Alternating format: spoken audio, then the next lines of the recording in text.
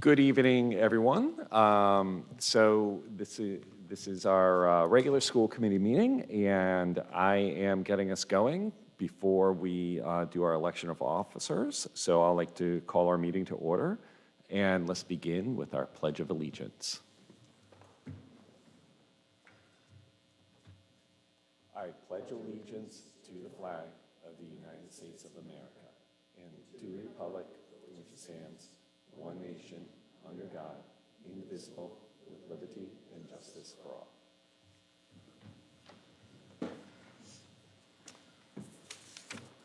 So we will begin this evening with nominations for our officers and subcommittee assignments. And our first nomination will be for the chair of our committee. So do we have a nomination for the chair of the committee?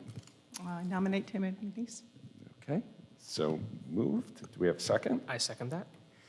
Great. Those in favor? Aye. Aye. So moved. Congratulations, Tammy.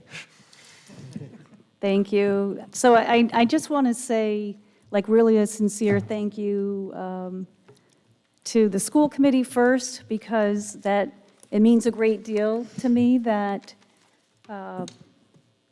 you nominated me and you trust me, and that's your wish. So that means a great deal to me. So I really appreciate that to all of you, and appreciate the voters too, even though we're late in December here. I feel like this is our first. This is our first official meeting, yeah. With the new body, so thank you to everyone, but that means a lot to me, so I appreciate everyone's support. All right, well, Pete, you're off the hook now, so. That was easy. Thank All you. right, so we're going to continue with the rest of the officers, so we're looking for a nomination for vice chair. Nominate Alex Menzies. I second. Any discussion? All in favor? Aye. Aye. Any opposed? Motion passes 5-0. Congratulations, Alex. Thank you very much, and thank you to all of you for your support, and thank you to all the voters. I promise to work hard and continue to learn from the exceptional leadership on this school committee. Thank you. All right, and now we need a nomination for clerk. I nominate Diane Nobles. I will second that. Any discussion? All those in favor? Aye. Aye. Any opposed? All right. Congratulations, Diane, and thank you for your ongoing work with that. We appreciate that. Thank you, appreciate it. Okay. All right. So our next order of business is to look at our subcommittee assignments. And so what I will attempt to do, and I'd love for Pete or someone else to chime in too, is we will kind of list each subcommittee that's on our paper. We'll go sequential.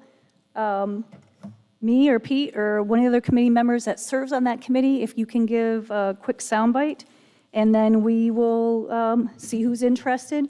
We don't have to vote on any of these unless we have a situation where there's 3 people interested, because we cannot have 3 people on any of the committees. That would be a quorum. And some of these committees very specifically only have 1 person because, like for the Recreation Advisory Board, for example, even though it's an advisory board, their committee composition, it's like 1 school committee person. So we can't choose to add like a second person to some of these committees.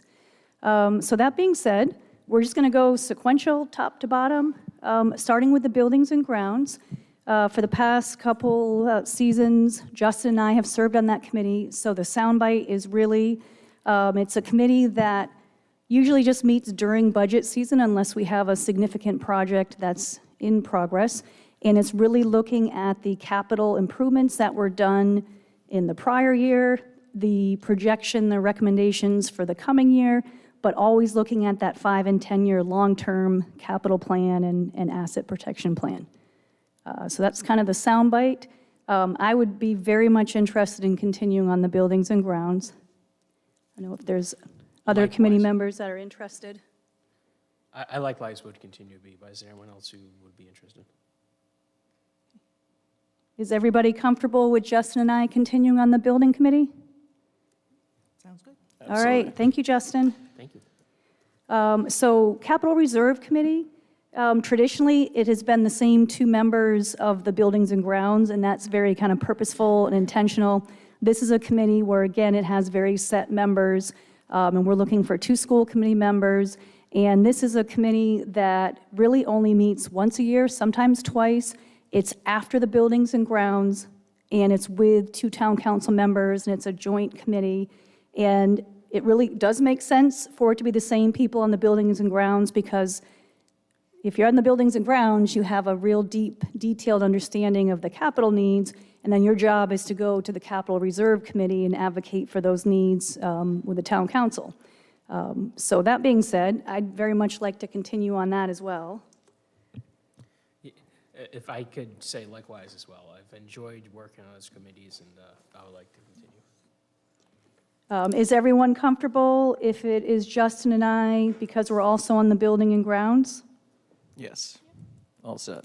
All right. Yeah, traditionally, like the buildings, anything that's a major improvement to buildings also requires a lot of capital, so it was like, turns in, yeah, it's all budget related. So, yeah, All right. sorry, rambling. Sure, sounds good.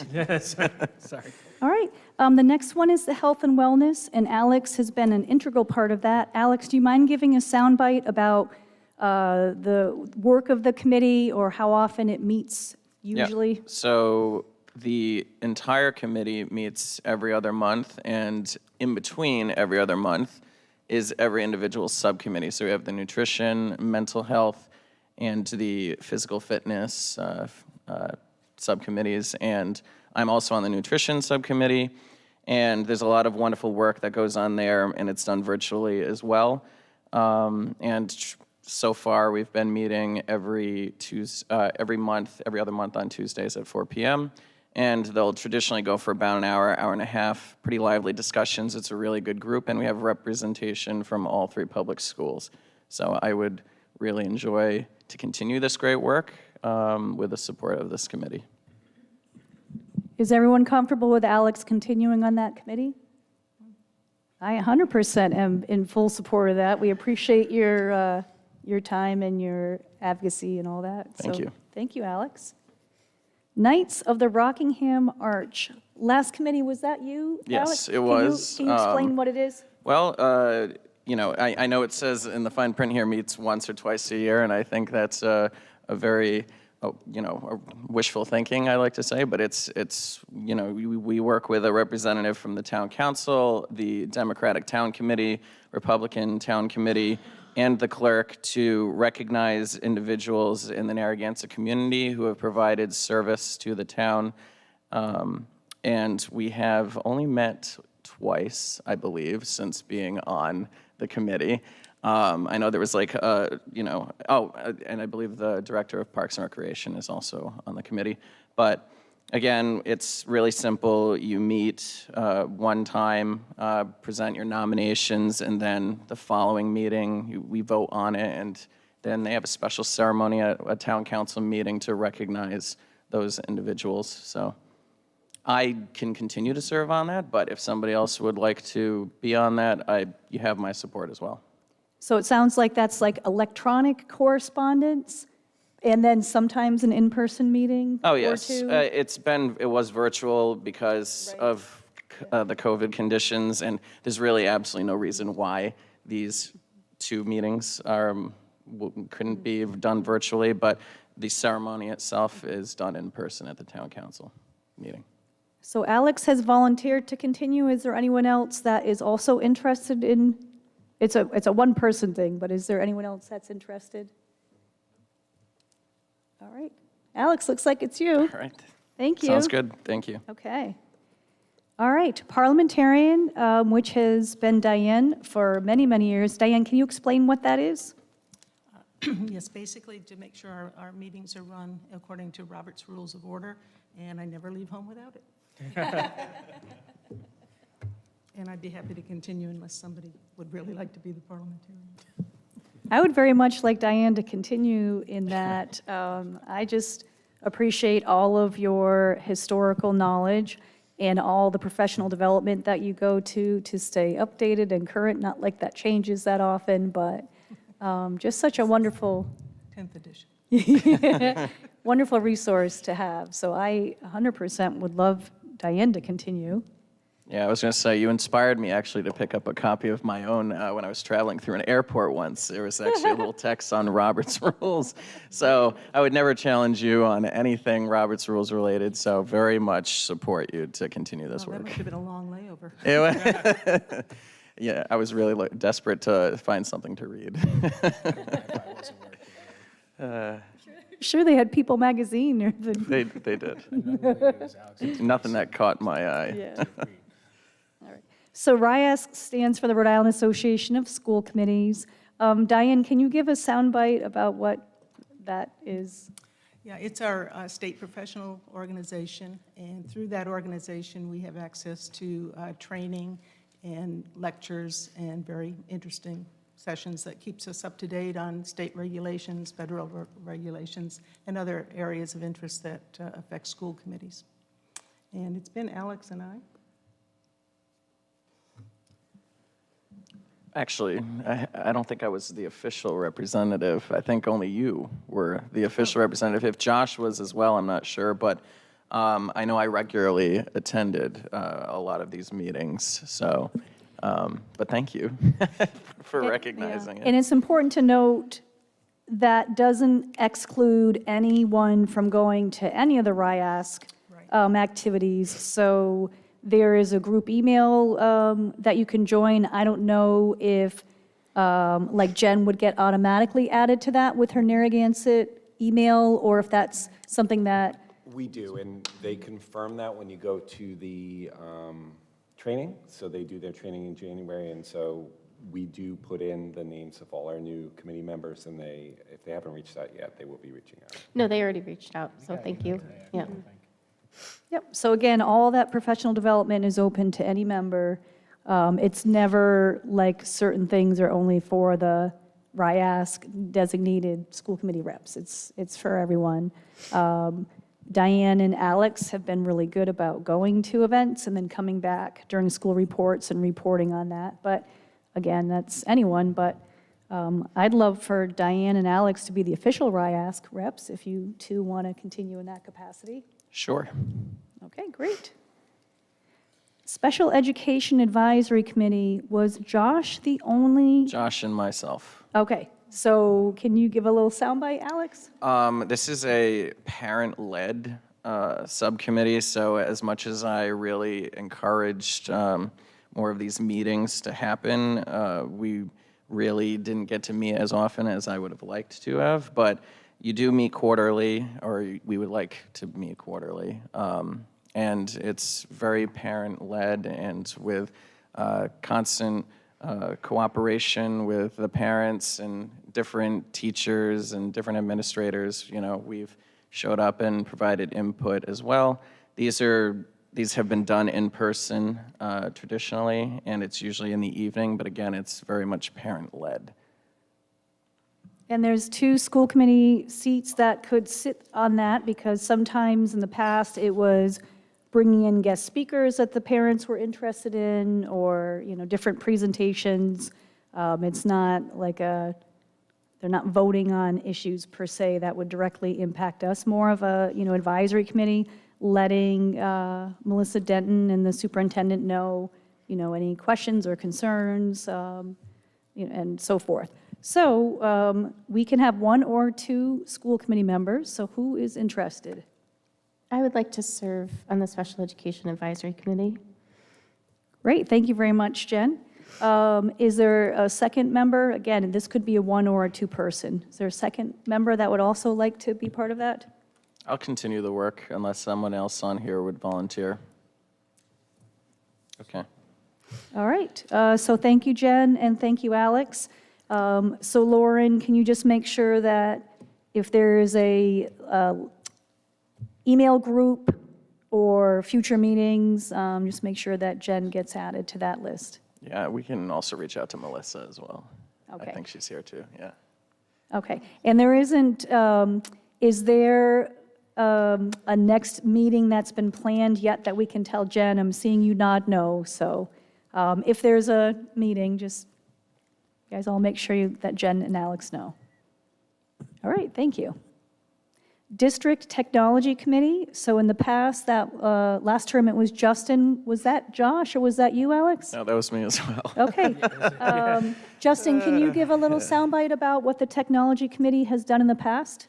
Sure. So the technology committee is really in charge of trying to like write the technology program at school for like what the guides are, what our purchase is going to be, how we're going to get the training needed for staff, that kind of stuff, and presenting that as a guiding document for the town.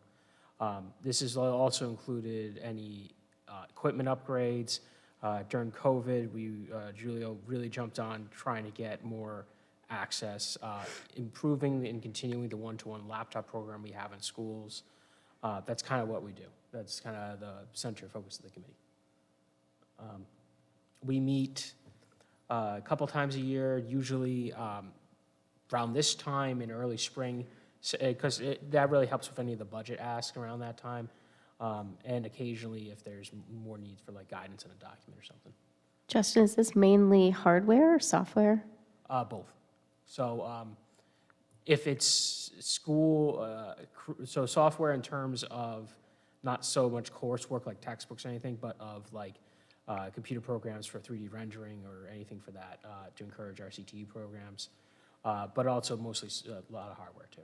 So. Essentially, it's designing and implementing the district technology plan and helping to guide the big ideas that are guiding that plan. And so Julio does a great job of using this committee to get input from various stakeholders so that we're continue to move in the right direction. This is also tied to some of our E-rate funding and other sorts of funding. So it's a critical committee that they're constantly updating that plan. We have a few teachers on it, we have administrative staff, we have a lot of tech staff, and we have, I think some parents are invited as well. So Super well organized too, Yeah. I might add. You know, everything is always presented to us ahead of time, very thoroughly, very well organized, very well written, very easy to follow and participate, and definitely the easiest subcommittee I was ever a part of. it's a fairly good sized committee too. Yeah, it is. But it's working. I mean, we got a whole one-to-one laptop program going. That's been a lot of success. And yeah, just one of the examples. So it would be great to have one or two school committee members on this committee. So who is interested? If I could continue to be on, I'd be very happy to be. I will continue to work, but I will also open the door if this is something that you wanted to take on as well. So I do have a background in computer coding before I was a teacher, and I'm very interested in, technology within the schools right now. As a current teacher, I think it would be something that I could learn from and that I could also give pretty good input to as well. So Jen would have my support if she would like to take on that role. Thank you. So is everyone good with Justin and Jen on the technology committee? Great, thank you to both Thank of you. you for volunteering. Thank you, Alex, as well. Policy Subcommittee is a committee that Diane and I have served on for quite a while. Diane, do you mind giving a quick soundbite about what that committee does, subcommittee? Sure. The Policy Review Committee basically develops policy in response to new state or federal regulations or the needs of the district, as well as updating existing policy. And we meet on an as-needed basis with the superintendent to review or look at the existing policies or new policies and then present them to the committee. I would advocate strongly for Diane to continue on that committee. My time working with you on that, you've been such a tremendous asset with whatever policy comes up. You're bringing in resources from all sorts of different areas, a lot of expertise with that. And then, just really valuable insight and, in addition, always the formatting and the clerical, that's a minor part, but just really have appreciated your input. I would very much like to continue to serve on the policy subcommittee with Diane as well. Is there anyone else that would very much like to kind of also be considered for policy? Well, I think that you two have done a great job on it, and we've certainly learned a lot from you guys in this process. And what's wonderful about this is that anything that you guys work on, you bring very thoroughly for discussion here with the rest of the committee as well. So, I'll back you guys on this. Diane, I volunteered you, so first of all, are you willing to continue your work? Yeah, I enjoyed the policy work very much. Is everyone okay if it's Diane and I that continues? All right, thank you. Thank you, Diane. The Town Council Liaison, I believe I've been that for probably the past 10 to 14 years. I have to Thank you. honestly say we've never had a meeting. So there are times in the past that, I might reach out to the Town Council president, but it's more of a logistical, like, hey, don't forget that we really want to have that joint meeting, and can it be on a separate night? Please don't have it at the end of your council meeting. Like one year, it was like, we were on the agenda of a regular meeting, so it's, sometimes I've had logistical conversations, which as the chair, I would continue to do anyway, but that's not a thing that in 14 years has been okay, the town council liaison and the school committee liaison are going to meet with the town manager, the superintendent. That's never happened. So again, I'm happy to continue as the liaison, but if someone really is interested in that, I'm not even really sure what you would do, but I'm happy to, if someone else really wants to be the liaison. Not to say that it couldn't change, but historically, there's not a lot of individual conversations. It's really the logistical, and let's get the full groups together and keep the communication open. So I'm happy to be the town council liaison on paper, unless anyone else wants to. Oh, thank you for serving. Okay, it's been a lot of work, I got to tell you. It's a big time commitment there, so.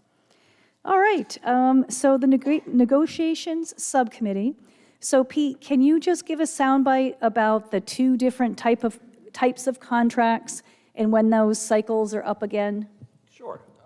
So our workforce is essentially not evenly divided, but it's divided into two bargaining groups. So one is our support staff, who is our teacher assistants, custodians, bus drivers, maintenance workers, and secretaries, and bus assistants, all of transportation. And then we have our teachers. And so the next round of negotiations is in 2025, spring of 2025, I believe, or winter of 24-25 is when this contract ends.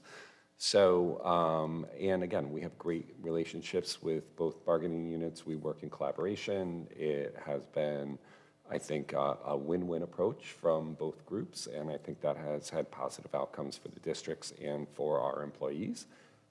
And so I would, encourage people to be involved in that process. So Pete, if I'm doing my math correctly, we just started a 2-year term and we just recently settled a 3-year contract. So with this body serving until November, it is unlikely, that's too early for negotiations, formal negotiations with either group.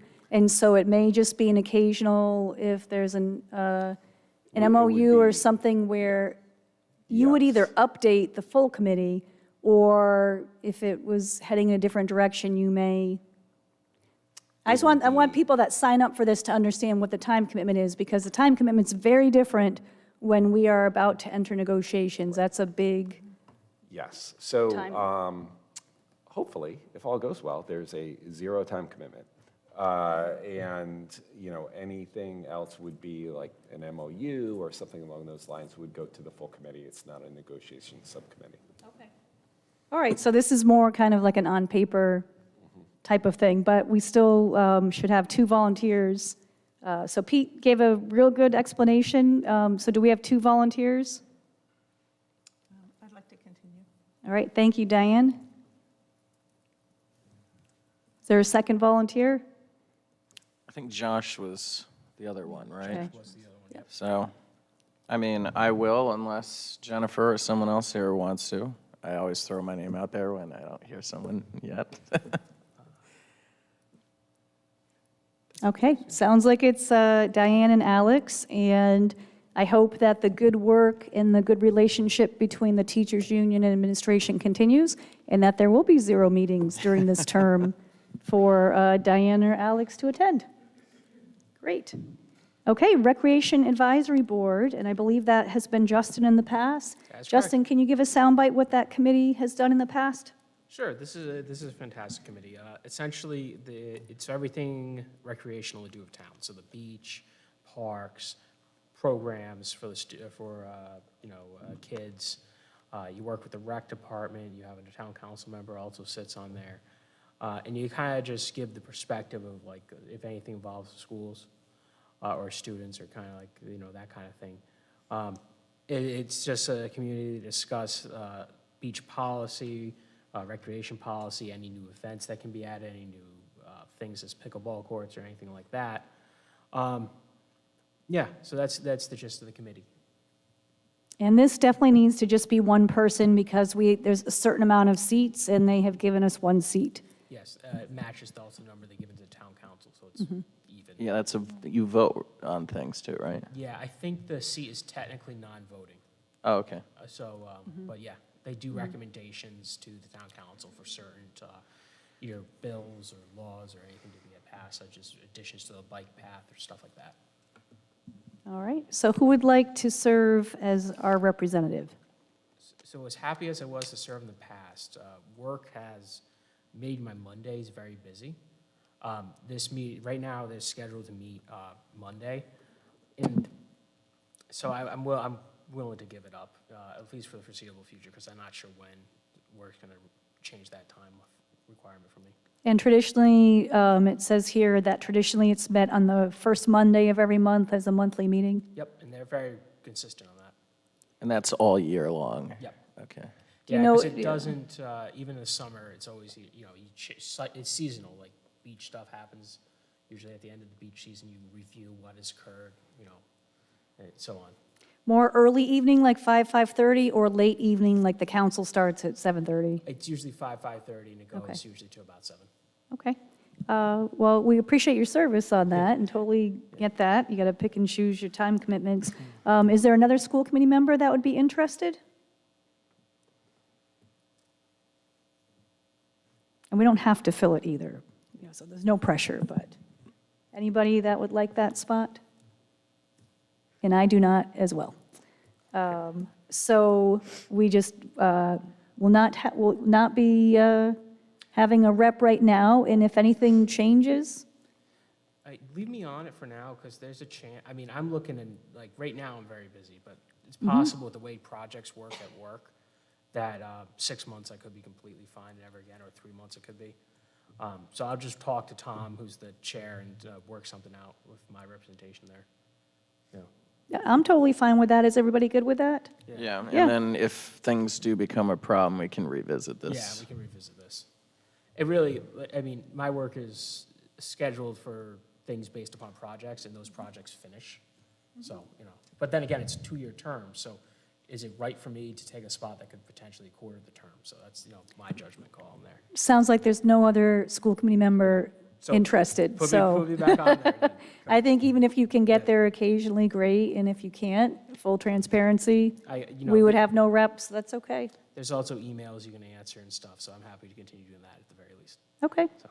All right, thank you, Justin. And the last committee, the Diversity and Equity Committee, Alex and Josh served on. Alex, can you give a soundbite on that, please? So I've also served as the school committee liaison to the town's diversity committee as well. And I know it says quarterly meetings on Thursday afternoons, but it's actually been quite a lot more, usually once a month on Thursday afternoons. They've been traditionally held virtually. We did have one meeting in person, which went very well. And we cover anything, like a variety of different things, really. And I don't know if what more of a soundbite you want than that, but.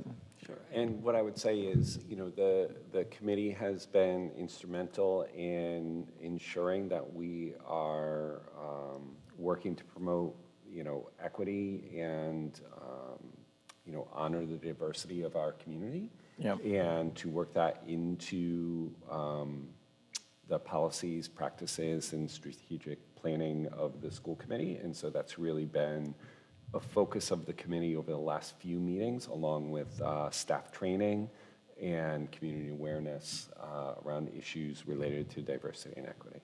Yep, couldn't have said it better myself. And within this committee as well, there's been many different readings. So it's been a great learning opportunity as a school committee member, a member of the community, and we've had great involvement from parents, students, and different administrators. So we even have diversity amongst the diversity committee. So it's really great. And we can have 1 or 2 members. So Alex, are you interested in continuing?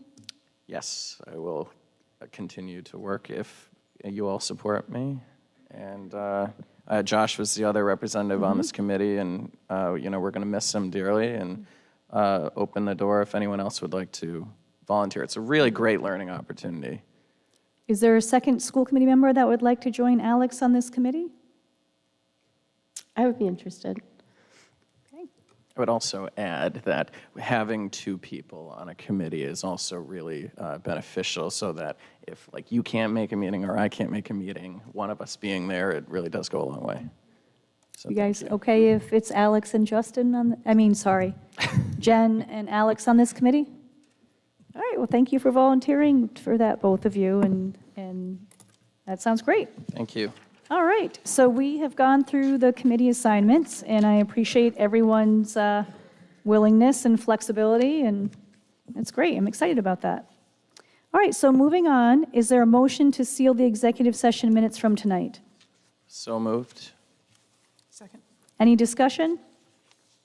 All in favor? Aye. Any opposed? Motion passes 5-0. And we did not take any votes in executive session tonight. And it's now time for open forum. And again, just a reminder to everyone, I'm not going to read the whole giant paragraph, but just a reminder that open forum, no more than 30 minutes total, which is 3 minutes per speaker.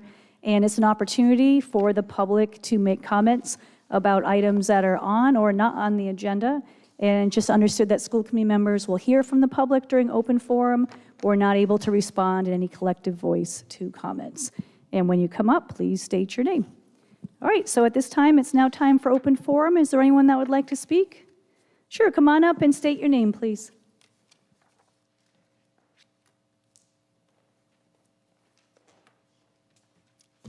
Hi, good evening, Gina Drama. Congratulations, by the way. Thank you again for serving. I just wanted to say, how are we doing? I was here in front of the committee in August, and I asked a couple of questions specifically about how things are going with the culture and the mental health of our students after the last few years. RIDE posted their stars, so we know how they think we're doing, and they think we're doing pretty good. And I think that we're doing okay, but my question for you guys and my comment is the same sentiment. How are we really doing? How are we adjusting to the new normal?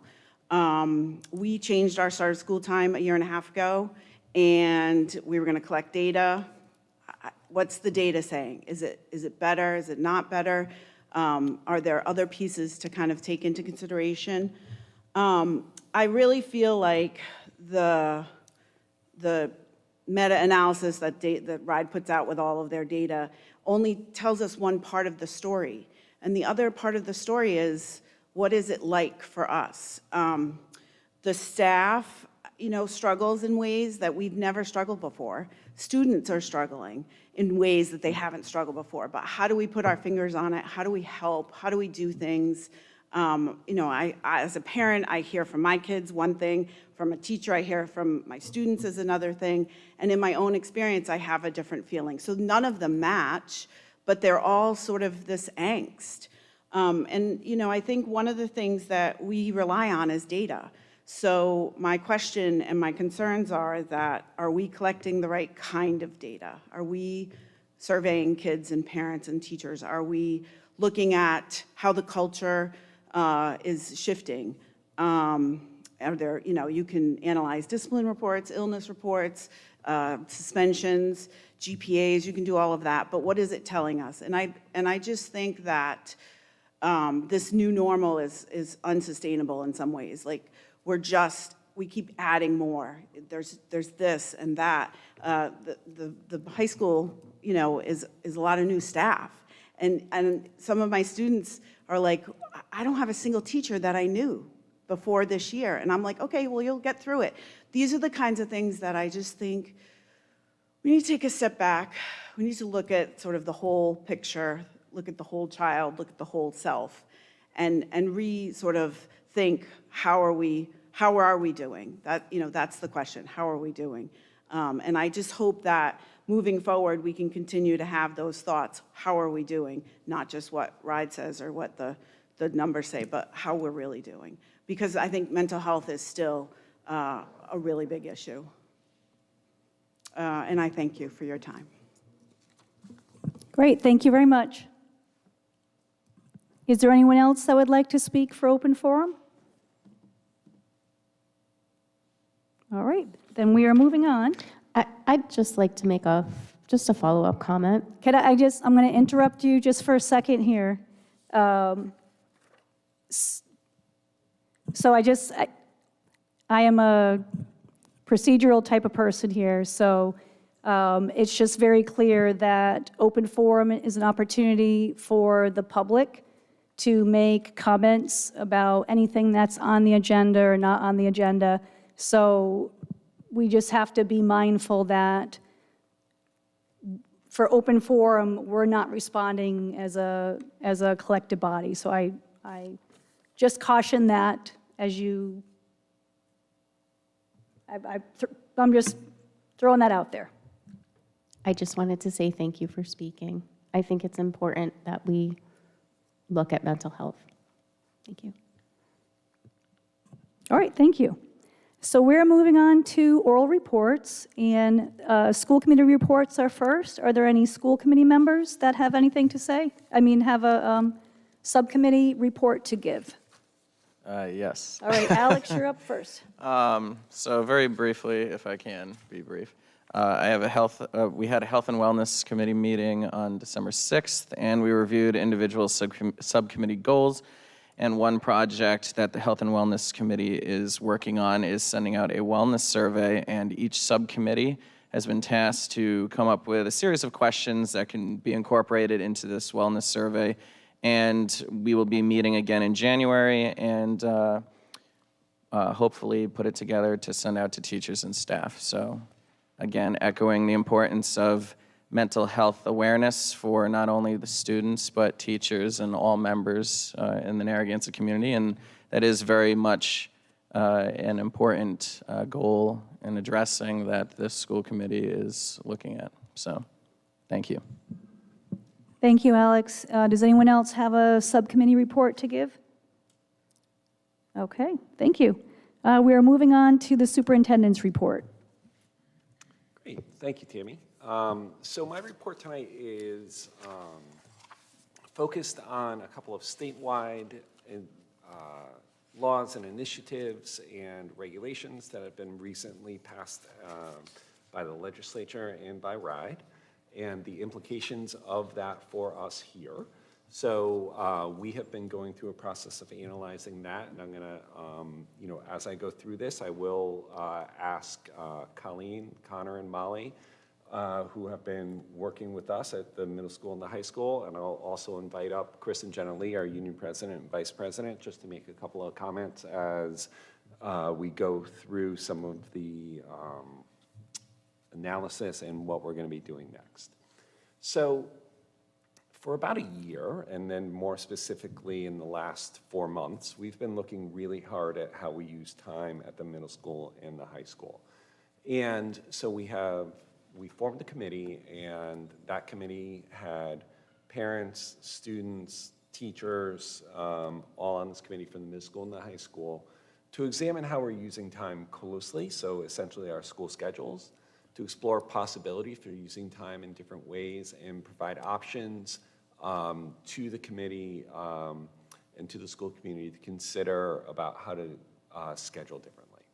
So our process, we had a committee last year that didn't really come to consensus. We reconvened the committee, and from October to December, as I said, I had teachers, parents, and administrators on it.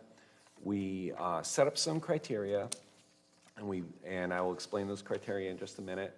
We vetted potential schedules that met that criteria. We narrowed our options. We analyzed them.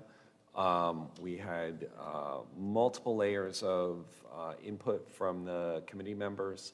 We conducted focus groups with students to get feedback from students about potential schedules. We looked to see if it would work technically, so we worked with Power School to see if we could feasibly change our schedule and make it work. Chris and Jenaline and I kind of assessed the contractual implications and kind of work through solutions to some of the potential implications of changing our schedule. And then the committee, really just in the last week or so, arrived at consensus around moving forward with a different use of time in our middle school and our high school. So those of you who are on the committee have heard me say this ad nauseum. So there are kind of a couple of main drivers of why we need to look at our use of time. So one is the Rhode Island curriculum legislation that was passed in 2019. So what has happened is that RIDE has adopted and the legislature has adopted really a national push coming out of the Council of Chief State School Officers around ensuring a high quality curriculum for all students. In order to do that, RIDE has contracted with an organization called Ed Reports, and in each core academic area, schools are given a choice of 3 to 5 curriculum materials, programs or curriculum materials that are approved by RIDE, vetted by Ed Reports, that are then expected to be implemented in the schools. So we have gone through that process in English and language arts, and we have involved our teachers in that process. They have chosen materials in everything except for ELA in the elementary, in the K-6, and they're doing that right now.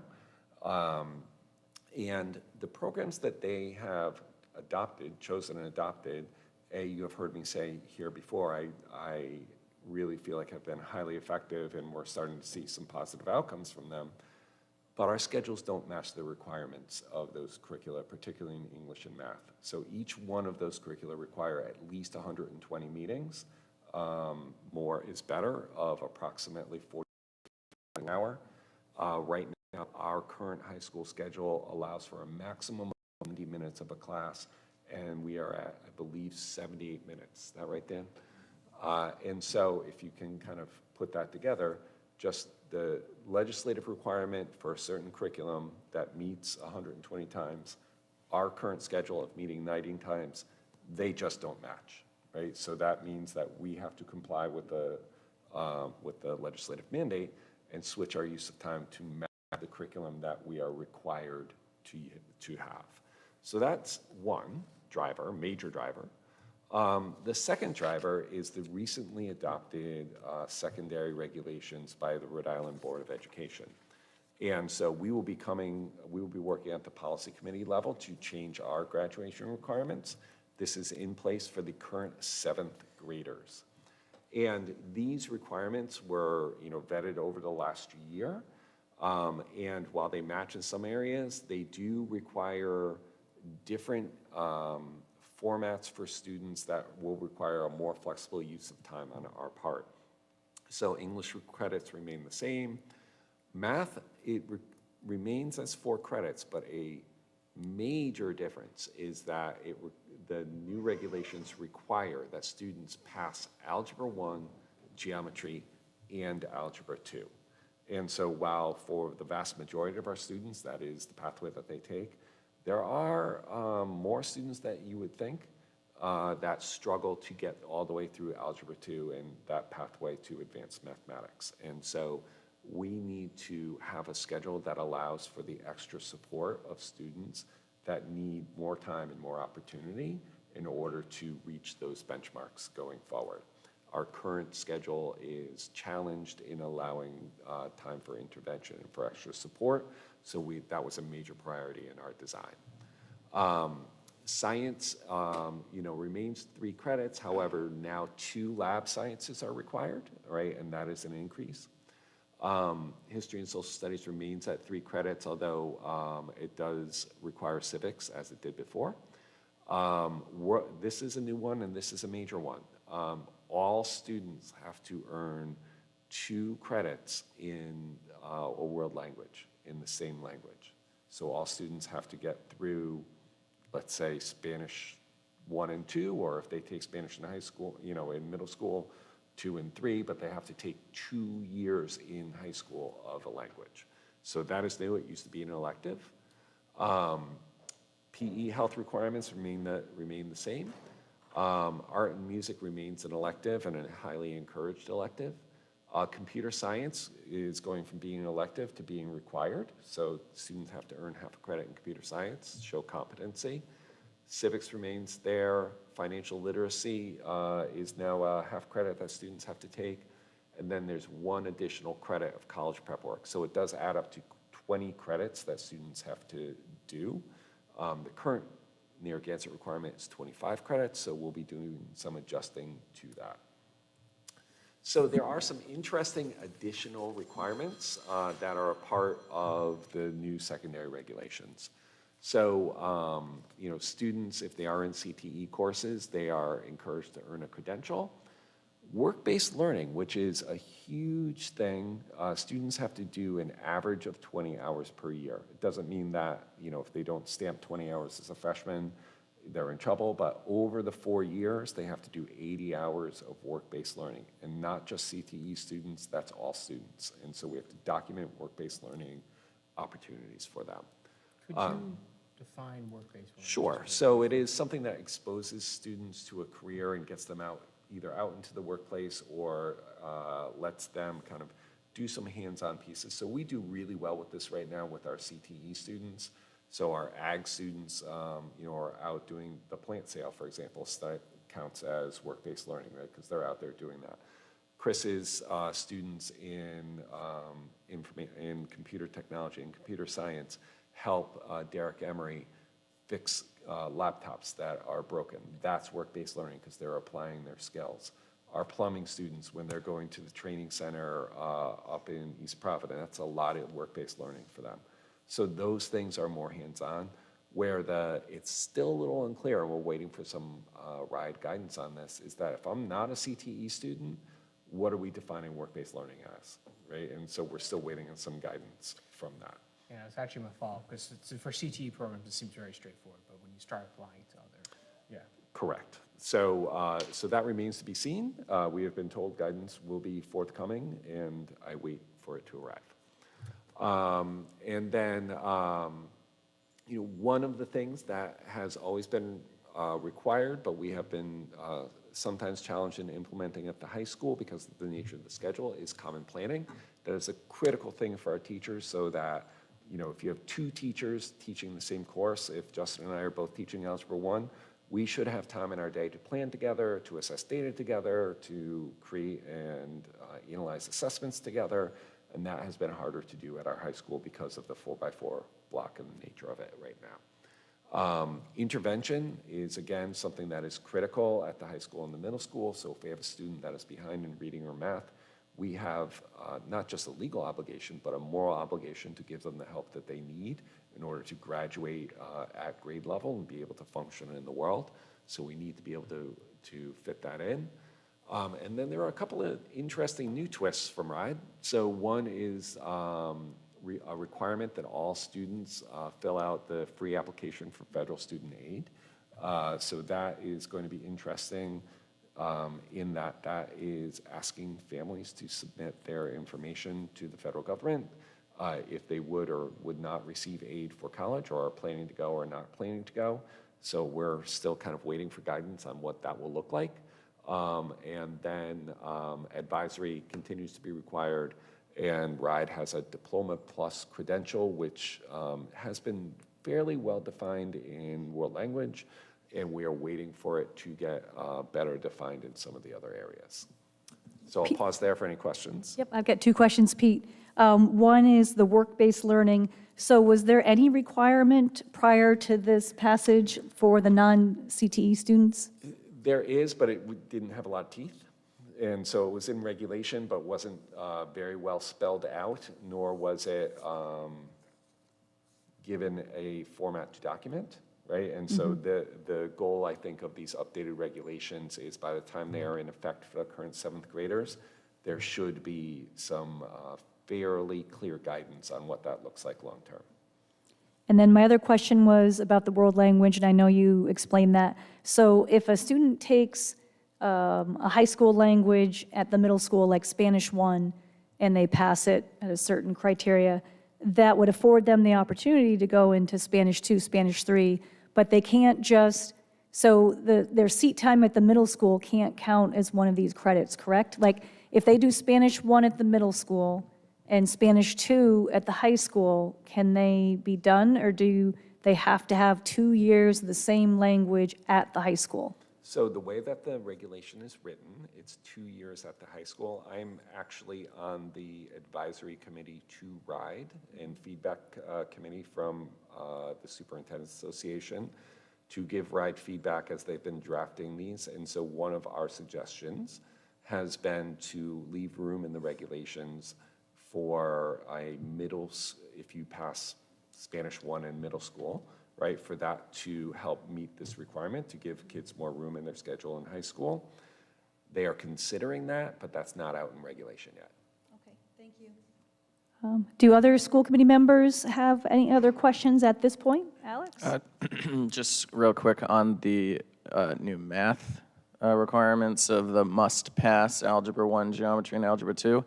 To any parents out there who may be listening in, could you just provide a quick soundbite as to what additional resources we could provide or are providing students who may be, find math a little bit more challenging than other subject areas to ensure that we're doing enough to make sure that they can pass? Sure. So let's remember that this is not for current high school students. This begins to Right. go in effect for current 7th graders. Yep. Right. So they have a long time to keep improving their math skills.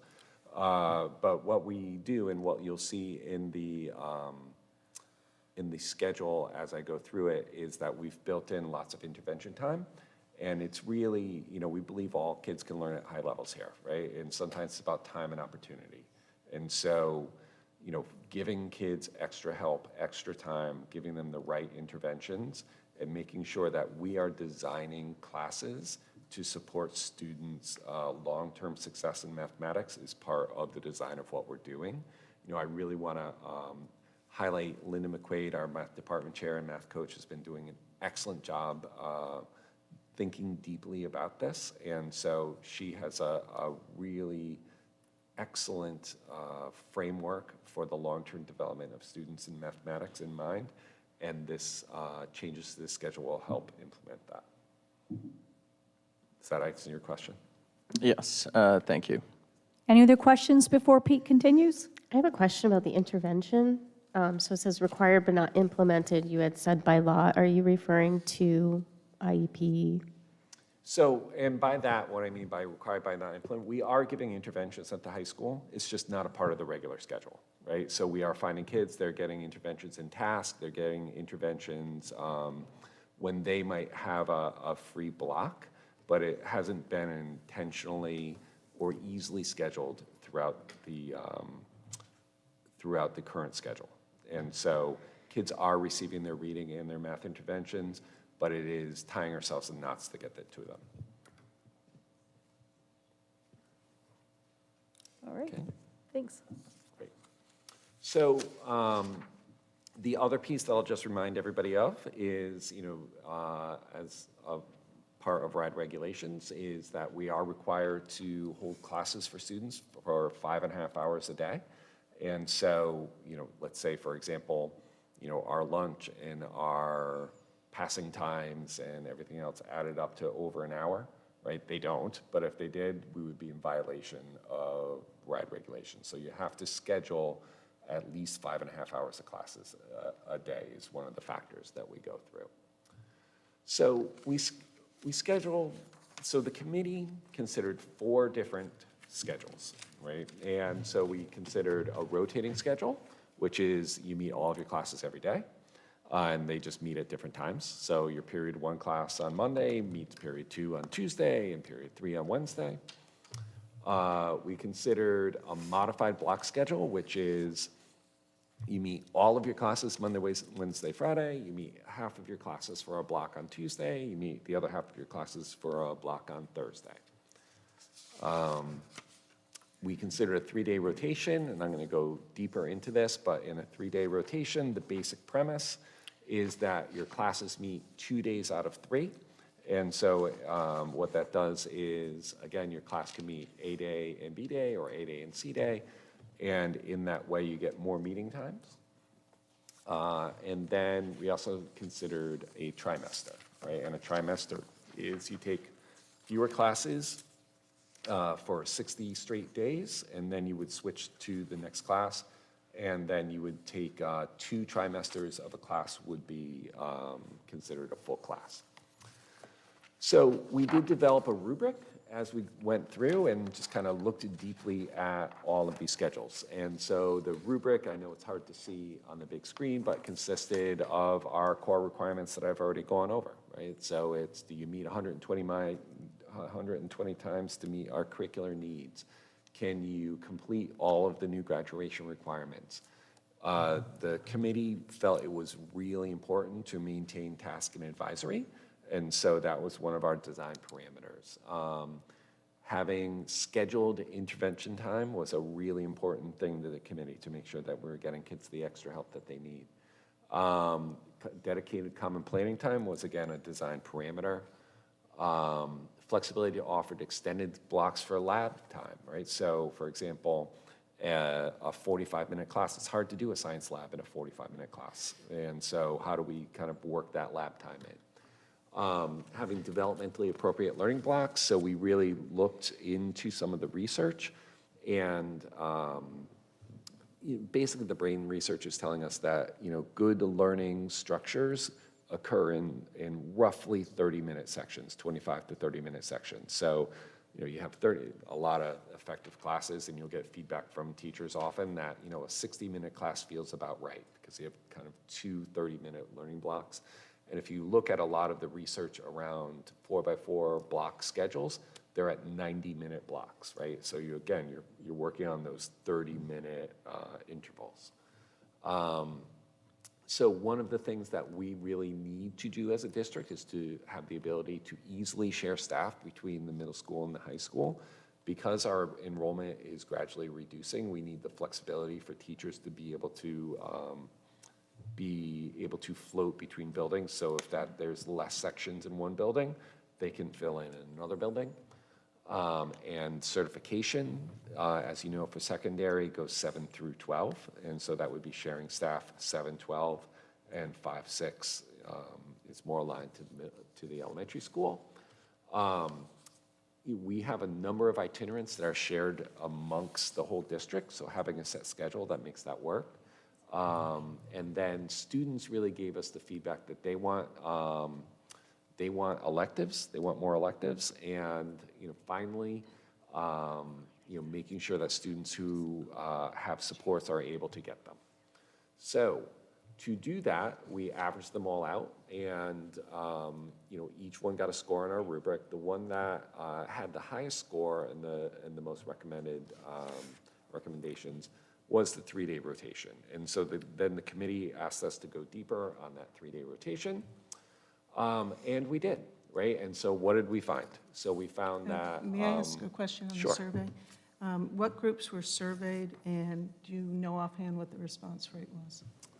What groups were surveyed for this? This was from the design committee. So this was the outcome of the rubrics with the design committee.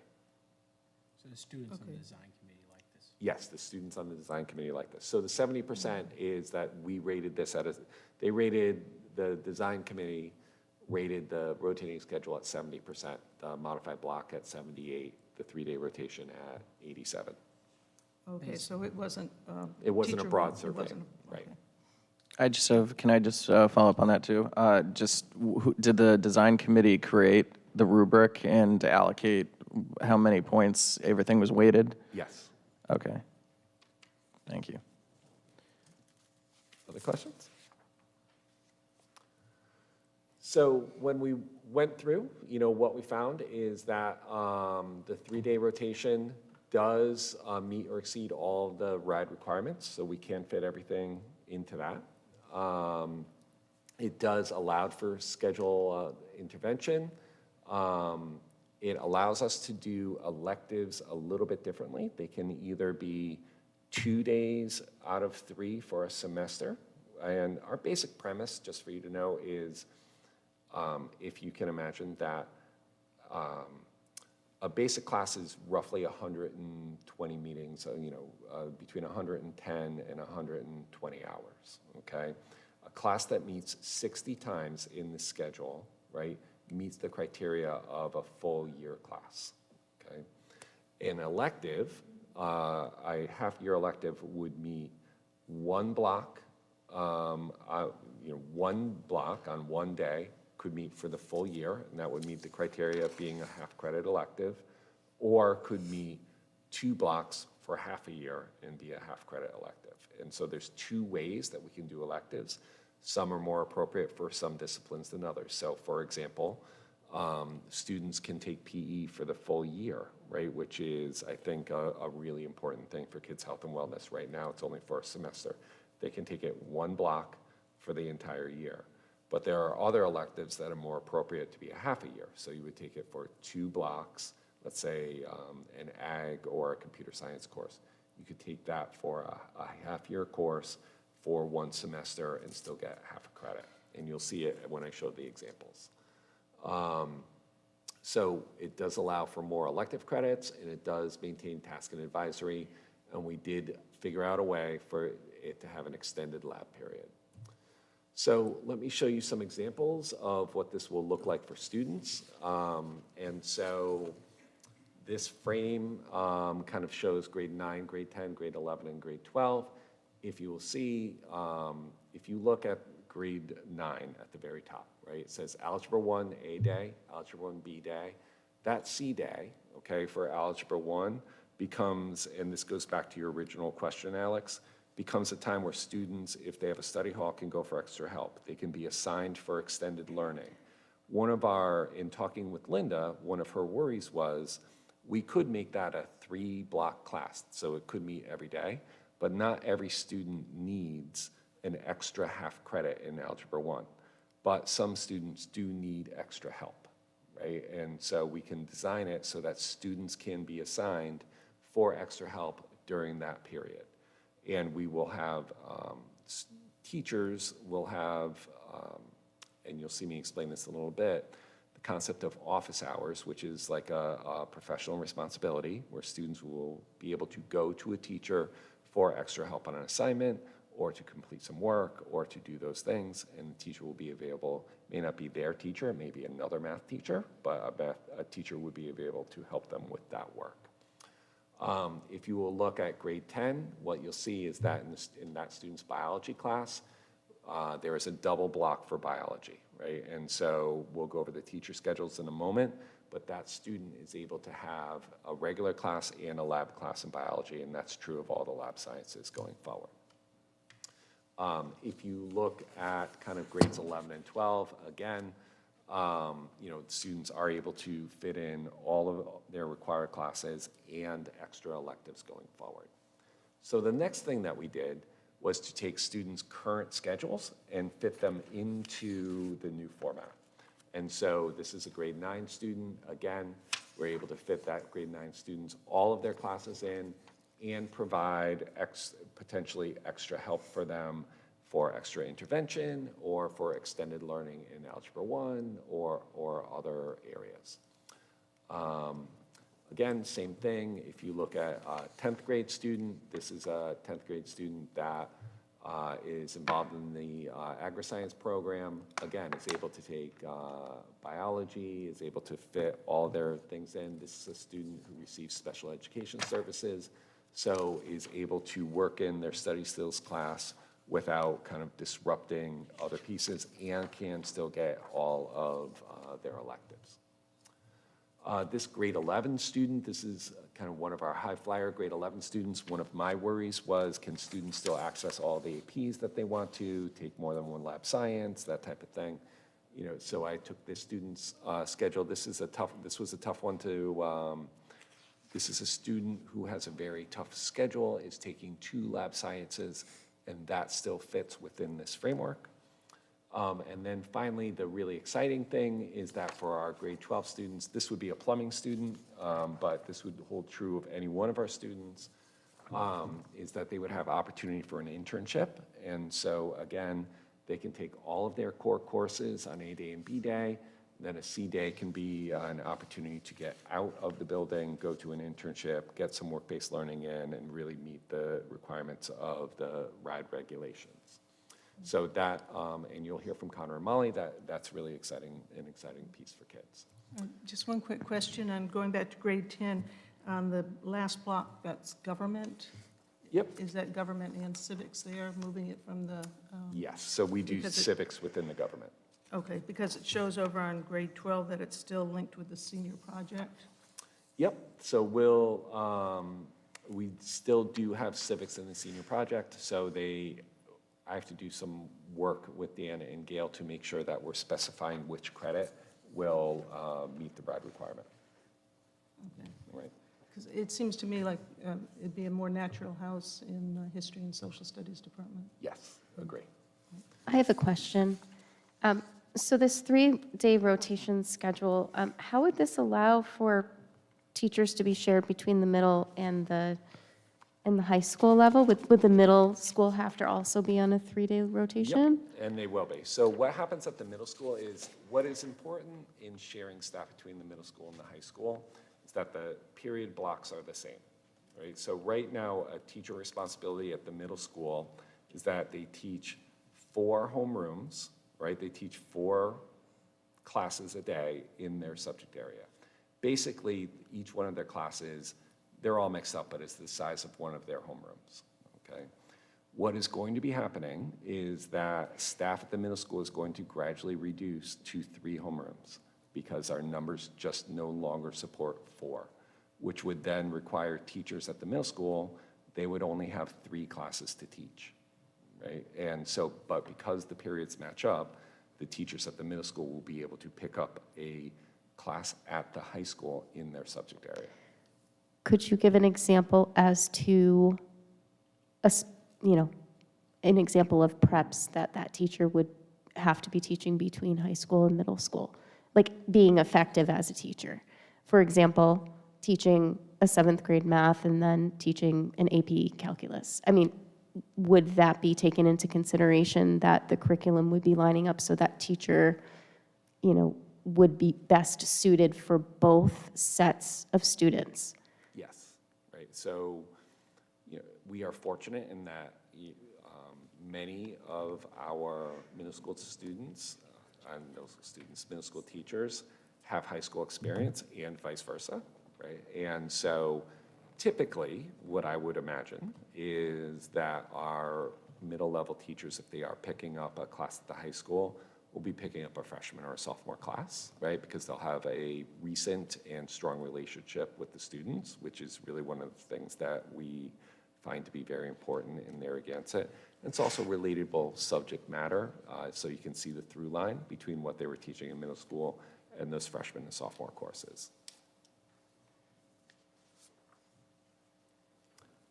So, so to continue, right? So a base teacher schedule, and I want to again thank Chris and Jenna Lee for working with me so closely on this, because I think we really kind of thought through all of the different permutations of this piece. Teaches 5 classes, so that's 10 blocks, right? And then the other pieces that work through are the ability to do common planning. So if I am an English teacher, I'll be able to meet with my other teachers that are doing English 1 or English 9, and I may be meeting with a different group of teachers for English 10 on a different day, but we can schedule that going forward. And then aside from their daily prep and their common plan, they have their classes, and then there are blocks available for professional responsibility, which could be hall duty or something along those lines. But one of the things that we're really excited about is this concept of office hours, which is really, again, providing additional help for students that can be, A, coming from study hall or coming from another class, being assigned to go work with a teacher. Or one of the ways that we're imagining it is that, if you are a classroom teacher and you have a student that needs to make up a test or have a student that needs additional help on an assignment, you can call down to that teacher who is in their office hours, and that teacher can be of assistance to you. I can say, I'm sending Justin down to go complete his test. He can go down there and do that, and there's additional resources available for that student. I will say, I had this responsibility as an English teacher for a long time, and one of the great things about it was that students, my own students, would find me and come and get extra help on their papers, but other students would come from other teachers as well. They would come down and ask for help on their papers.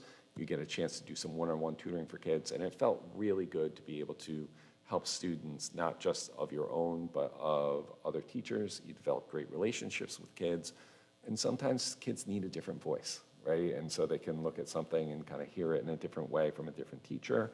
Doesn't mean that their classroom teacher isn't doing it right, but sometimes just hearing someone explain it in a different way is helpful to them. So we're excited for that possibility.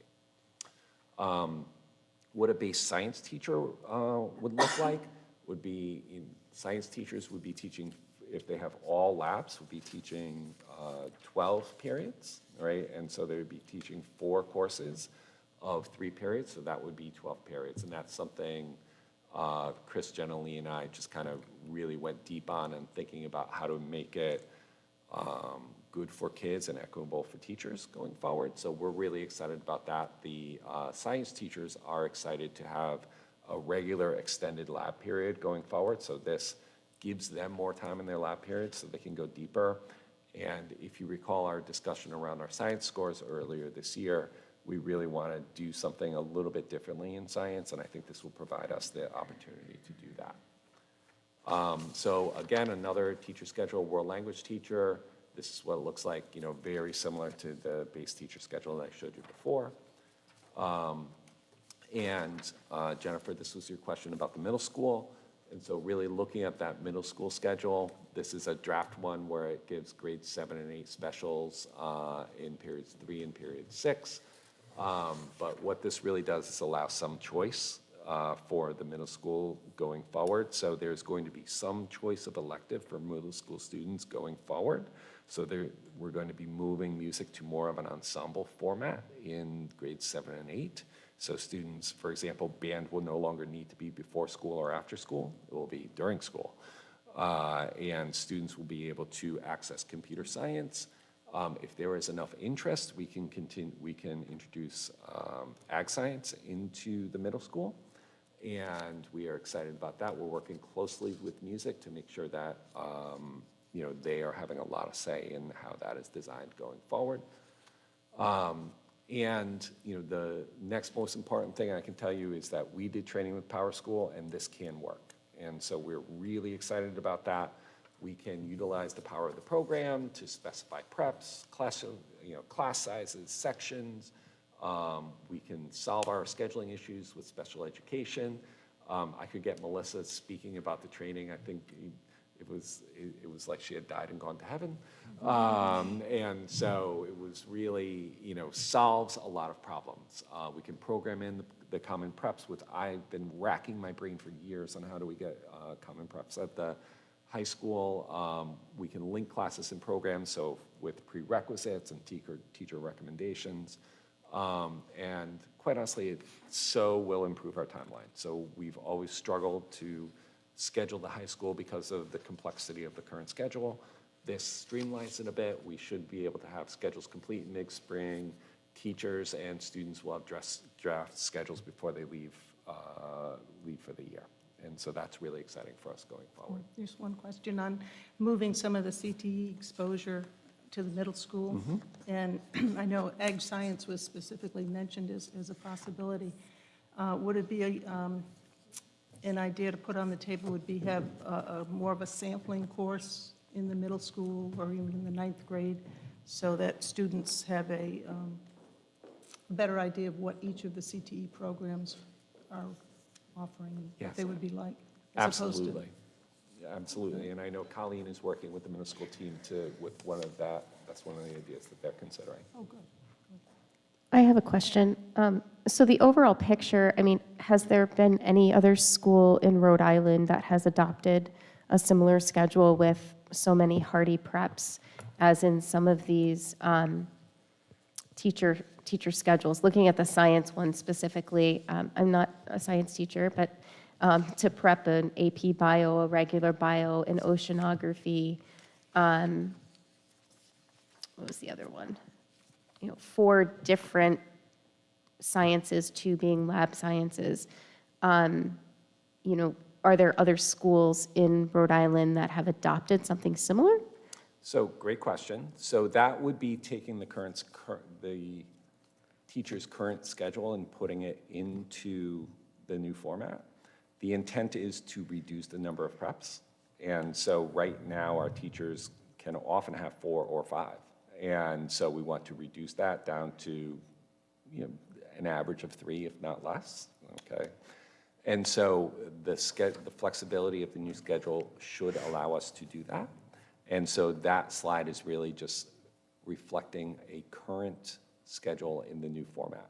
Have any other schools in Rhode Island adopted this? Nope.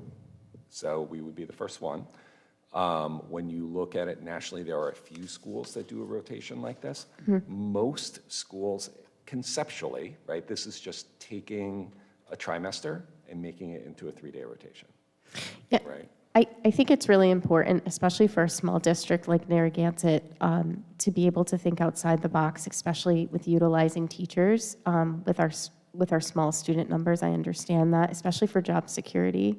You want to keep the teachers that are doing the really hard work, and I think we have amazing educators in Narragansett, so I understand where you're coming from. However, I do think it's better to work with something that has been proven effective. So to look at other schools within Rhode Island, whether they might be larger or not, Narragansett's probably the smallest school system besides Block Island. I think that would give us a little bit more of insight of how productive it would be for the students. And also looking at our overall performance right now, I would say that we have a little bit of work to do to get to where the kids might need to be in high performance. I have a little bit of reservation on that, but maybe to look a little further and do some research about what is working around the state now might give us a little more information besides the rubric. Yep, and we have done that. And what I will tell you is, and I'm sure you're familiar with scores around the state, it's not working anywhere, right? And so the scores are desperately low across the state of Rhode Island. And so one of the things that we need to do is think differently, and I agree with you about that. And so just repeating what someone else is doing, I would say, sure, we could do that. That will put us behind the 8 ball. The requirements for us to be able to do this are for the current 7th graders, which means that we have a year to work out the kinks before it counts for them. We cannot meet the requirements of the curriculum in our current format. And so we are obligated to change our use of time. The parameters that the school community has brought back to us have limited kind of some of the ways that we can design time to meet all of the different wishes and demands that are out there. It would have been easiest to just tell everyone, great, all of your classes are going to meet every day, right?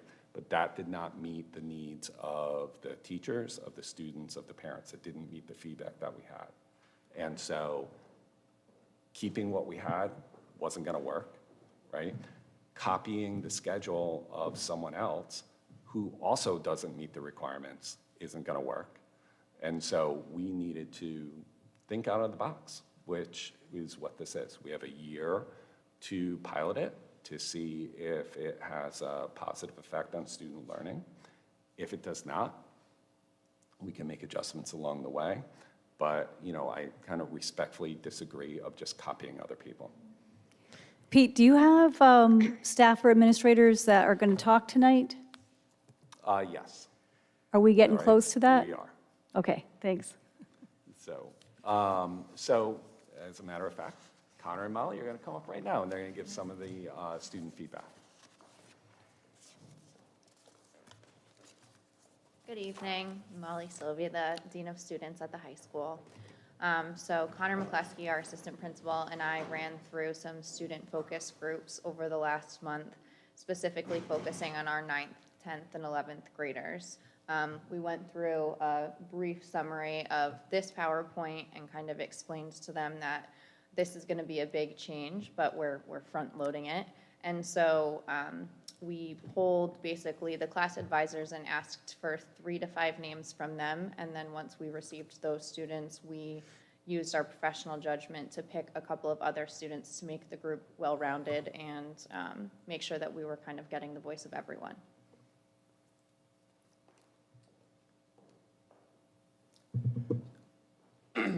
Connor McCluskey, the assistant principal. Nice to see you all again. So our questions were basically in 3 categories, the first being academic, the second being social emotional, and then the third was concerns. For academic feedback, the biggest takeaway was that students were really excited about the opportunity to take an internship in their senior year. That was really the resounding thing that almost every student said was what they were really excited about. The next thing was more electives. I think a lot of students, both on every spectrum of achievement, are really feel like they don't get to take some of the classes that they really wish they could, and this gives them the opportunity to take more, so they're very excited about that.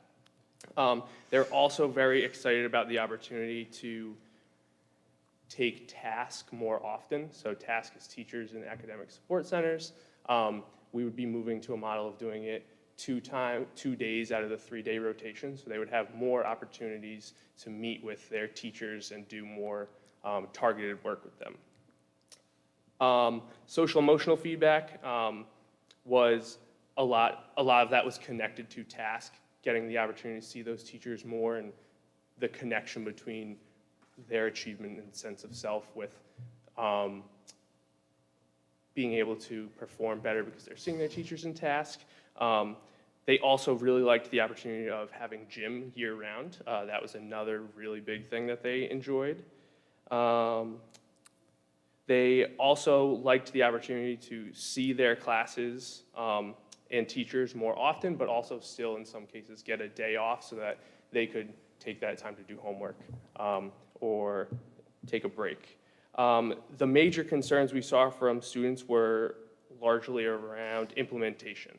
So first one being a lot of the students, particularly the freshmen, were very concerned with being able to remember a new schedule. The juniors and the older students did not seem concerned with that. They thought that they would be able to get it. They said it would take them like a couple rotations, but they'd be able to sort it out. And then the other one was around homework.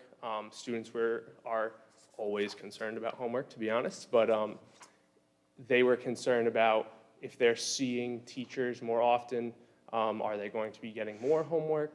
So me and Molly were able to have like a pretty rich conversation with them about how seeing your teachers more often would mean covering more curriculum and getting more practice with your teachers, so it could result in the same amount of homework or sometimes even less. Great. Thanks, Connor.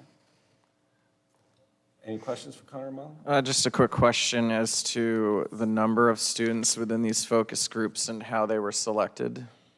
Okay, so there are 15 students, so what we did was we reached out to the class advisors and we had them nominate 3 to 5. From there, what we did was we looked at those students' schedules and the kind of classes they take, and then we picked students that were not quite opposite, but met different criteria. So for instance, in the junior class, we got like 3 kids that all take APs. So what we did was we went out and we found a kid who was in a study skills, and the other kid was in the plumbing CTE. Okay, thank you. So I'll skip forward a little bit. So one of the things we're really excited about with this schedule is there are a lot of mandates that we have that we cannot fit into our regular time.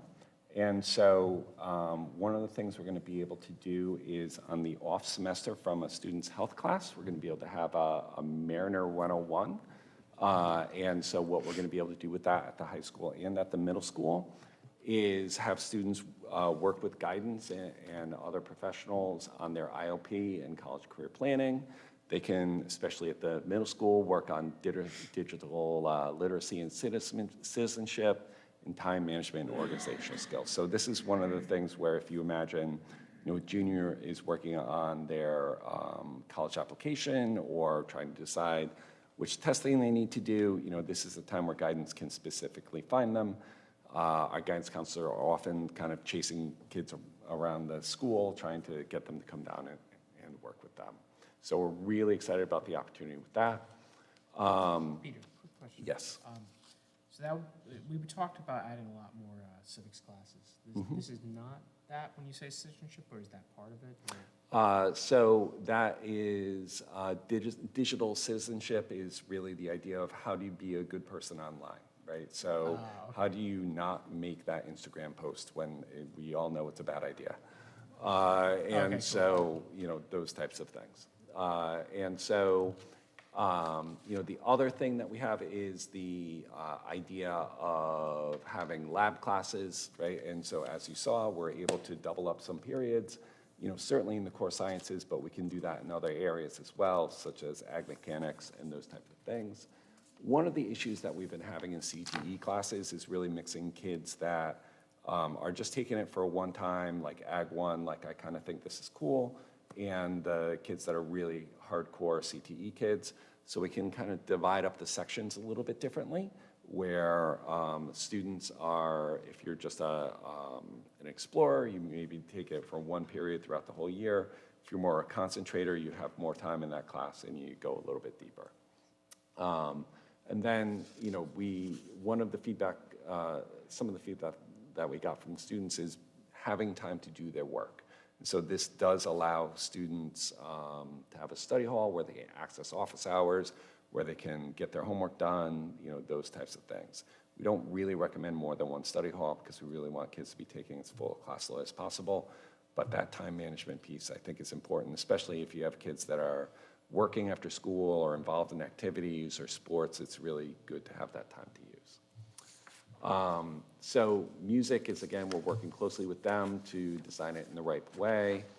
And then I mentioned the middle school UAs. So I'd like to also invite up Chris and Jenna Lee, just really quickly. So as you guys know, Chris and Jenna Lee are union president and vice president, and they volunteered to come tonight just to say, a couple of blurbs of their perspective on it.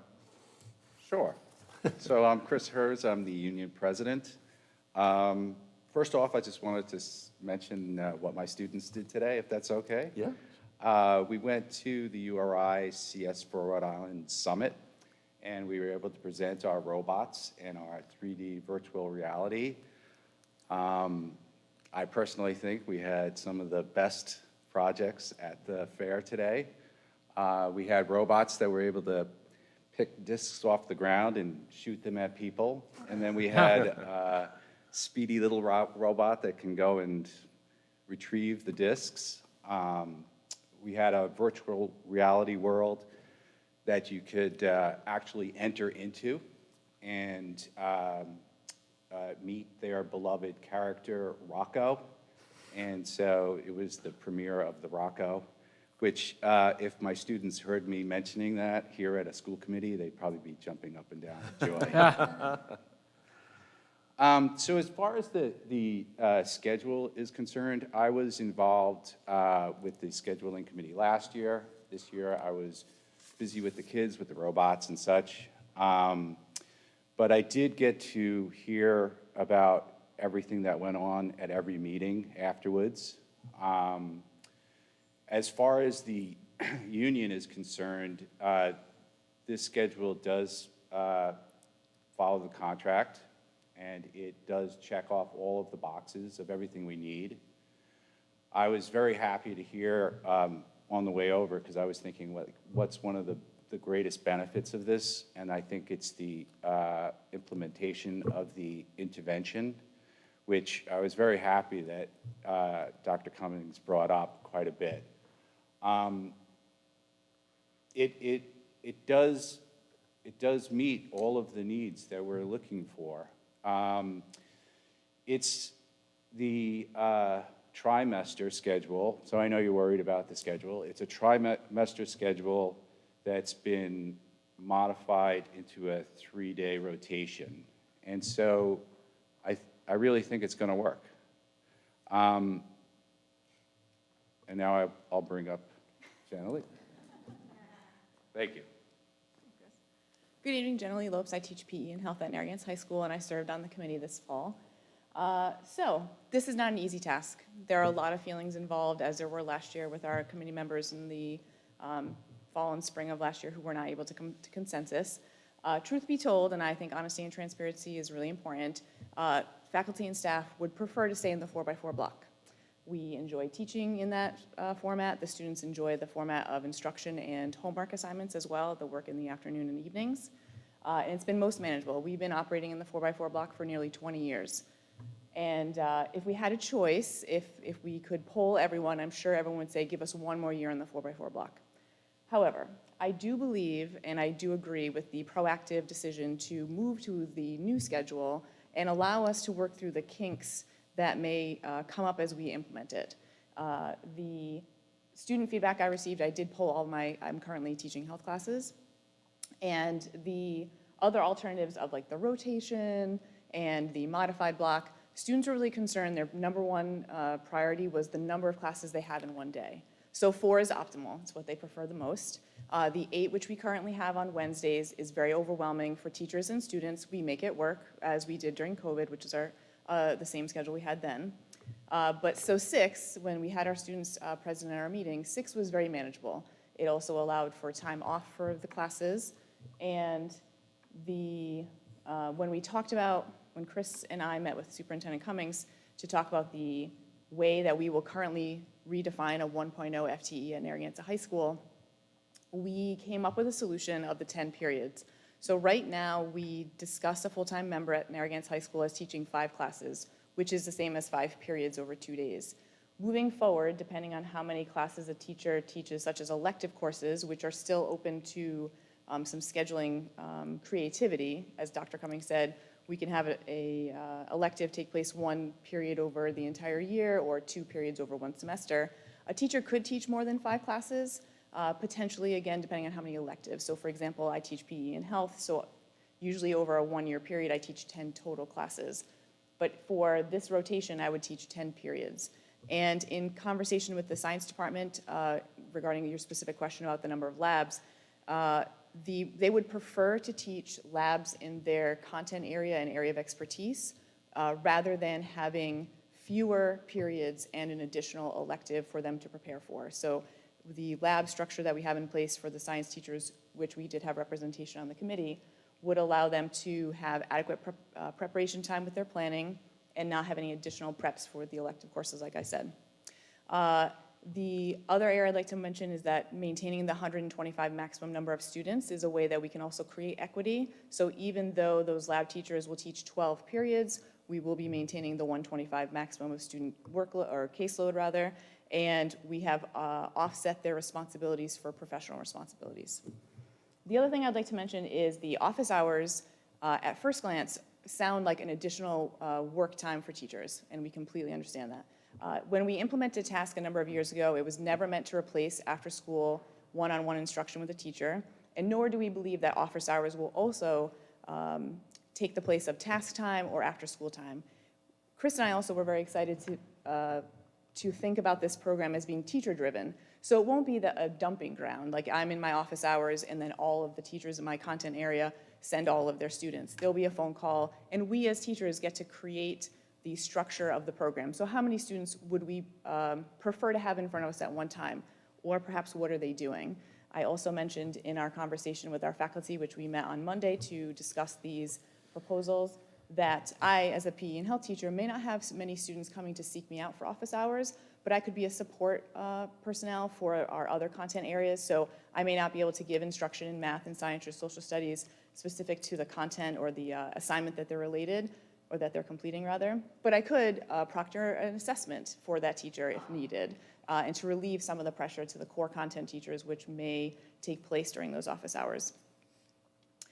So, like I said, there's feelings with all of the schedules. When we talk about other school districts, Barrington might be on a rotation, but the rotation doesn't allow us to send students out of district for our CTE programs or potentially the work-based learning programs because the periods change every day. So there's little pieces of each schedule that we were like, oh, this could be really cool and students might enjoy this, but ultimately the 3-day rotation checked the most boxes that you saw with the percentage that was on the previous slide as well. I will be completely honest and tell you that when I started on the committee, I introduced myself as the vice president of the union, and then I was there to represent all of the teachers who were not involved in the process on the design team. And I said that very specifically because there are a lot of opinions about this moving forward. Like I said, we've been working in the 4x4 block for nearly 20 years, and we're not adverse to change. With Mr. Warner at the helm, we have introduced tasks. We went to the block schedule, one of the first in the state. So we can meet this challenge. And like I said to Dr. Cummings on one of the days that we met, it wasn't until I finally accepted the RIDE regulations as the #1 priority as to why we need to change, where I started to come around to, okay, how do we make this work? Because again, if given the choice, students and staff would stay in the 4x4, 100%. We enjoy it. All of our lessons are created for the 4x4. The students are prepared for that. But moving forward, it no longer meets the needs that we have in place for student success for those current 7th graders who will be graduating. And like I said one more time, I do appreciate the 1 year of being able to work through the kinks. For example, Power School, we have some ideas of how to deliver electives, but that may not work out in the end. We may see that 2-period in one semester is too much or not enough, or too much for students to handle and as far as workload. So thank you for your time. Any questions? I don't have a question, it's just a comment. It's really a big thank you, because this is obviously, thank you to Pete and the administrators on the committee, but if you can send out a big shout out to the teachers, like a big thank you. That's a heavy lift on top of what you're doing every day to invest in this work and to be a stakeholder in this group, and your voice is really important. So just wanted to say thank you for that, and also for coming tonight. It's late, and we appreciate you coming and speaking instead of just, Pete or Dan giving us the feedback. We appreciate you coming tonight. So just send a big thank you to all the teachers who have been serving on the committee. Okay, will do. Thank you. And I just want to echo what John Lee said. We wouldn't change if we wouldn't have to, right? So there are RIDE regulations in place that require us to make adjustments, like it or not, right? And so, unfortunately, we are in a position that I think every school in the state is going to have to take a hard look at how they're using time and whether they're meeting the requirements of the required curricula that RIDE is making us have, right? And so I would be surprised if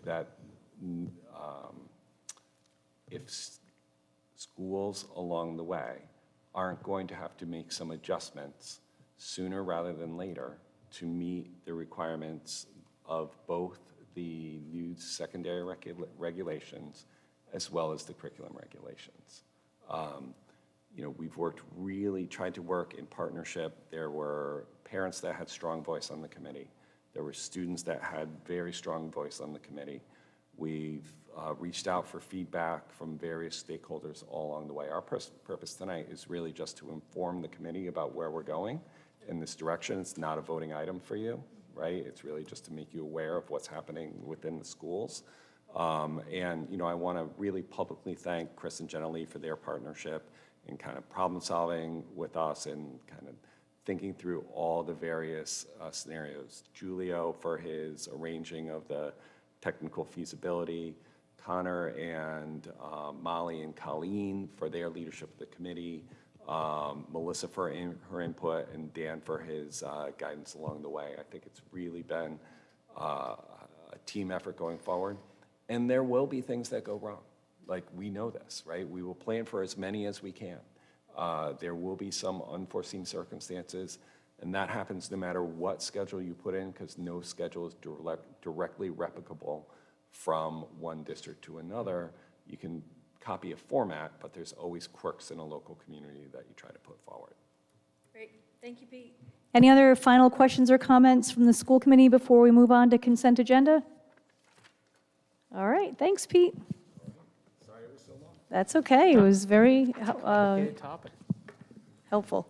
All right, so moving on to consent agenda. Is there a motion to accept the recommendation of the superintendent to approve consent agenda items CA1A, CA2A, CA2B, and CA2C? So moved. Second? Any discussion? All those in favor? Aye. Aye? Aye. Any opposed? Motion passes 5-0. On to the budget report. Karen?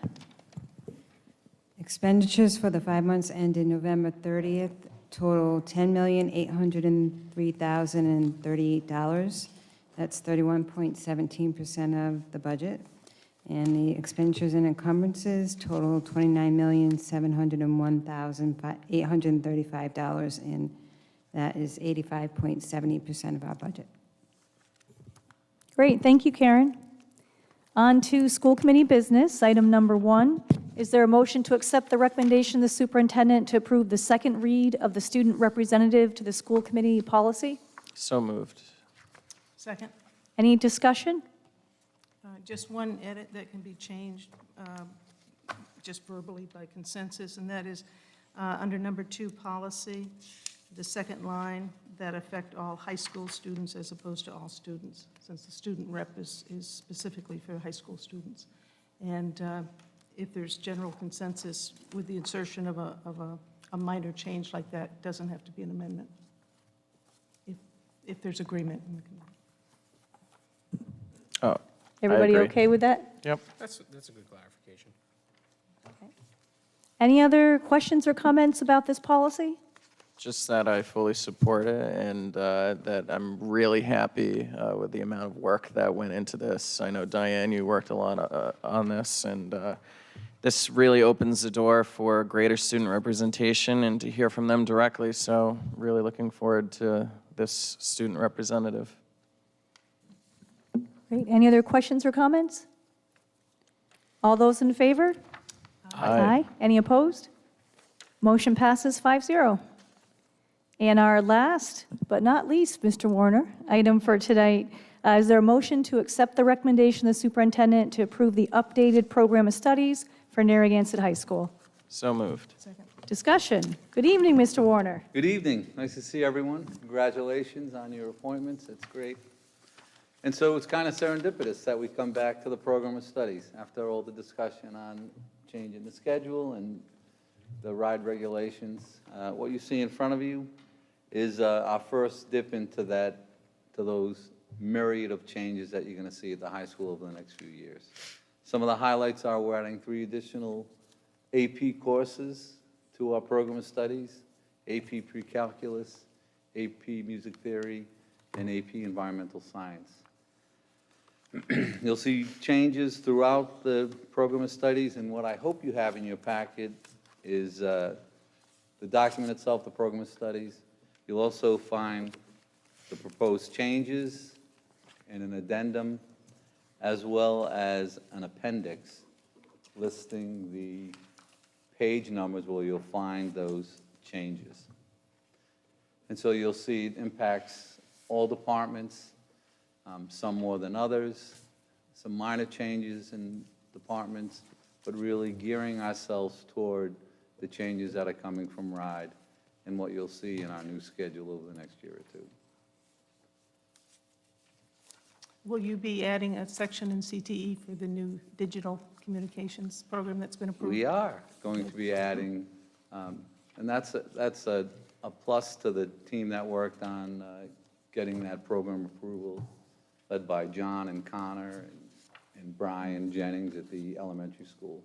They did a great job, and it's adding to our list of CTE programs. Is the pathway already worked out course-wise, the sequence? So it is worked out, and you'll notice that in the program of studies. There'll be a digital 1 and a digital 2, and there'll be different electives that kids will have to take in order to achieve that pathway. Okay, and that digital meeting that's housed in English will be moving over to the CTE program? Or will that stay in English? Most likely it'll be moving over to underneath that. But as Pete had pointed out earlier with the people who focus on the CTE versus those taking it, there'll be a lot of communication between English and the new digital media. There'll be some growing pains, I'm sure.